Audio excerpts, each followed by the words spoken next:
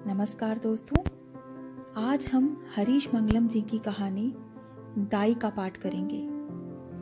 यह कहानी मूल रूप से गुजराती में है, जिसका हिंदी अनुवाद अख्तर खान ने किया है। साबरमती के आसपास के कछार में उगे वनराई वृक्षों का हरापन आंखों में समा जाता है। सुर्ख लाल सूरज पूरब में उग चुका था। बस देखते ही रहो और उस ओर से गांव की तरफ नजर डालते ही हृदय प्रफुल्लित हो जाता है। समग्र सृष्टि की निशब्द शांति फैली हुई थी। अंबेडकर मोहल्ले से 1, 2, 3 तो कभी 10-12 के झुंड में लोग खेती मजदूरी के लिए जा रहे थे। शेष बचे रह जाते विद्यार्थी और बड़े बूढ़े। पूरा मोहल्ला सुनसान हो जाता। बेनी माँ पूरे दिन अंधेरी कोठरियों की एक आम की बखार में रहती। अच्छे अच्छे आम एक तरफ करती और गले हुए एक तरफ। गले हुए आम सस्ती कीमत में बेचती, जिन्हें अधिकतर दलित खुशी खुशी खरीदते। बचे कुचे गले आमों में बेनी माँ छोटे छोटे बच्चों को बांट देती। आम पकाने में जितनी कुशल थी वह उतनी ही कुशल दाई के काम में भी थी। बेनी माँ का नाम सुनते ही पांव से भारी स्त्रियां उनकी तारीफ करते नहीं थकती थीं। कालू माँ को गुजरे 2 दशक बीत गए होंगे। तब से बेनी माँ इस अंधेरी कोठरी में जीवन बिता रही हैं। कोठरी की खपरेल में से होकर कहीं कहीं से प्रकाश की किरणें आती, बाकी तो एकदम घुप अंधेरा रहता। आमों के मौसम में कच्चे पक्के, खट्टे मीठे, अधपके, पुलपुले या गल चुके आमों को उलट पुलट करने में ही उनका समय बीत जाता। छोटे छोटे कच्चे आमों को हाथ में घुमाते ही बेनी माँ को अपना बचपन और फिर जवानी याद आती। फिर एकाएक बुढ़ापे का ध्यान आता। गले हुए आमों के छिलके जैसे ही उनके शरीर की चमड़ी काली, लटकी हुई और रूखी हो गई थी। बेनी माँ बखार में आमों को उलट पलट कर रही थी। तभी दली पटलानी ने बाहर से आवाज दी, बेनी माँ, ओ बेनी माँ। दली चौधराई की सांसें चढ़ी हुई थी। बेनी माँ धड़ाक से बाहर दौड़कर आई। अरे दली, तू? क्या हुआ? हाँ बेनी माँ, हम दली। हमरी जिठानी पशीमा को पेट में पीड़ा उठी है। डॉक्टर परेश बाबू को बुलाया था, लेकिन उस सुई लगाकर चला गया। कहा चिंता मत करो, 2 घंटे में सब ठीक हो जाएगा।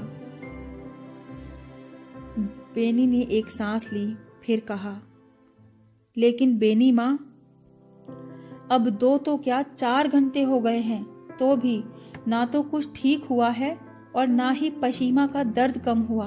बेनी माँ जल्दी चलो। बेनी माँ हमेशा की तरह अविलंब साड़ी का पल्लू खोंसकर दौड़ पड़ी। पशी की खाट के आसपास 7-8 औरतों का झुंड सांस रोके खड़ा था।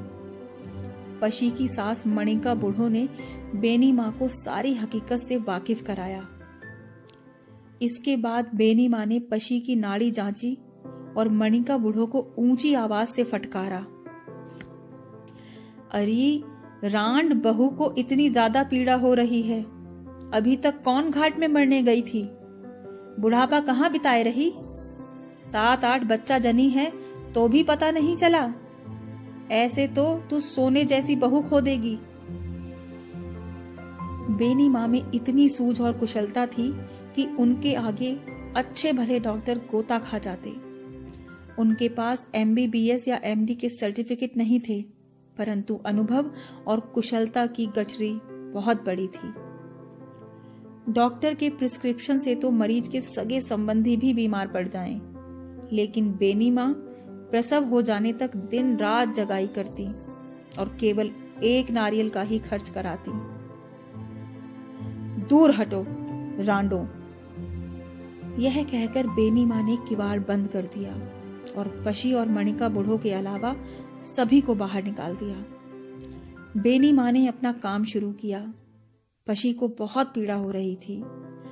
बेनी माँ ने खाट पर से उसे नीचे जमीन पर लिटाया। वह लौटने लगी और पछाड़े भी खा रही थी। अब उससे पीड़ा सही नहीं जा रही थी। एक एक पल विकट बन गया था। बाहर उसके पति बलदेव की जान अटकी हुई थी। अंदर से पशी की सहज कराह भी सुनाई देती तो वह रुआंसा हो जाता। बेनी माँ घबराते घबराते मणिका बूढ़ो बोली, हमरी पशली की जिंदगी अब तुम्हारे हाथ में है। पिछली बखत बच्चा गिर गया रहा और इस बखत भी। बात आगे बढ़े इससे पहले मणिका बूढ़ो अपनी सिसकी नहीं रोक पाई और वातावरण में वेदना फैल गई। हाँ, तो मणिका बूढ़ो वो डॉक्टर पिठुआ क्या बोलता रहा? बात बदलते हुए बेनी माँ ने पूछा। डॉक्टर तो पूछ रहा था कि तुमको क्या तकलीफ है। अरे ऐसे ना पूछे तो डॉक्टर किस बात का। चेहरे के हाव भाव बदलकर डॉक्टरों की ओर तिरस्कार व्यक्त करते हुए बेनी माँ बीच में ही बोल उठी। मणिका बूढ़ो ने भी अपनी बात जारी रखी। डॉक्टर ने कहा बच्चा गर्भ में चिपक गया है और सुई से प्रसव हो जाएगा। ऐसा आश्वासन देकर 50 रुपया लेकर चलता बना। फिर आह भरकर मणिका बूढ़ो बेनी माँ के आगे गिड़गिड़ाने लगी। बेनी माँ, भगवान तुम्हारा भला करेगा, इतना काम पार लगाई दो। अरे मणिका, तू चिंता ना कर, सब ठीक हो जाएगा। काम में लीन बेनी माँ ने मणिका बूढ़ो से अंतर में श्रद्धा का दीप जलाए रखने को कहा। कोठरी के पिछले हिस्से में नीरव शांति फैली थी। अंदर और बाहर बैठे सभी लोगों की सांसें रुकी हुई थीं। बलदेव की आंखें कोठरी पर छप्पर की बल्लियों के सामने ताक कर कुछ खोजने का प्रयत्न कर रही थीं। पुरानी बल्लियों ने उसका भूतकाल ताजा कर दिया था। पहला प्रसव हुआ होता तो बच्चा अच्छा खासा होता, घर भरा पूरा होता, पशली चिंता में गली न होती और मनोव्यथा में तपी न होती। वह सोचने लगा इस बार वह आनंद उत्सव मनाएगा या फिर बल्लियों में लगे जाले में फंस जाएगा। छप्पर की खपरेल में से कहीं कहीं प्रकाश आ रहा था। अचानक पूरा वातावरण उस पल को लेकर नाचने लगा। उआ उआ होकर खूब नाचा। सूरज पल से बादल हट गए। बालदेव की आंखों पर खपरेल में से छनकर आने वाला प्रकाश चांद का गोला सा बन गया। पशी को सही सलामत लड़का पैदा हुआ बेनी माँ के हाथों से। पशी अभी तक बेहोश थी। मणिका बूढ़ो की आंखों से हर्ष के आंसू बेनी माँ के चरणों पर गिरे। धड़ाक से दरवाजा खोलकर बेनी माँ ने सभी को खुशी की सूचना दी और बलदेव से एक नारियल चढ़ाने को कहा। बेनी माँ ने खुश होती हुई औरतों को उलाहना देते हुए कहा, रांडो, ऐसन भूल कभी न करना। ऐसे में कभी कछु हो जाए तो हमको बुला लेना। और उनके पैर मोहल्ले की ओर उठे। बेनी माँ एक दिन गांव में आम बेच रही थी। उस वक्त पशली कहकर बेनी माँ ने पशी को आवाज दी। पशी ने बेनी माँ का अभिवादन किया। बेनी माँ ने उसके लड़के का हाल चाल पूछा। अब तो लड़का 1 बरस और 3-4 माह का हो गया होगा। ले ले ले ले। आम देते हुए बेनी माँ ने लड़के को अपने पास बुलाया। लड़का नन्हे नन्हे कदमों से बेनी माँ के पास आ रहा था। तभी पशी सतर्क हो गई और लड़के का कंधा पकड़कर खींचते हुए बोली, ध्यान रख बच्चे, बेनी माँ को मत छुओ।